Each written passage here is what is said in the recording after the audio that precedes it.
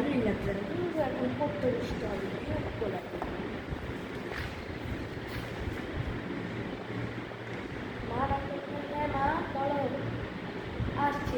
এই যে পড়ার টাইমে একটা ঝামেলা, মারা ডাকবে, যাওয়া যাক দেখি কি বলে।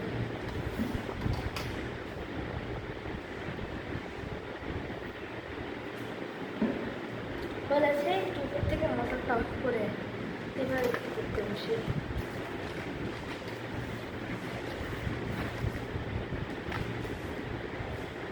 এখন মনে হয় বাবা ডাকছে, আসছি।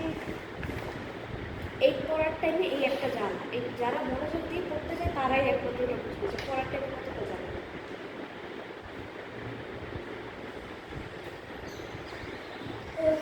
হাই লাগে।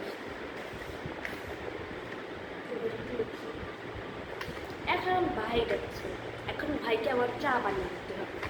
মানে পড়ার টাইমে এক একদিন এক একটা জ্বালা, যারা মনোযোগ দিয়ে পড়তে চায় তারা এইটা মানেটা বুঝবে যতটা কষ্ট।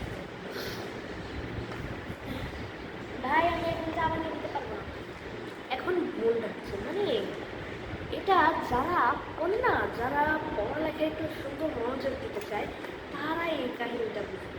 পড়ার সময় ফোন জ্বালাবে, ঘুম জ্বালাবে, মনোযোগ দিয়ে পড়তে গিয়ে মনে হবে এত পড়া কীভাবে পড়বো, এই একটা ঝামেলা। আর ভাই বোন মা বাবা থেকে সুন্দর সময় থাকবে, মানে এত জ্বালা, নিজেরই মাথাটা গরম হয়ে যায়। তোমাদের কার কার সাথে এরকম হয় কমেন্ট করে যাবে।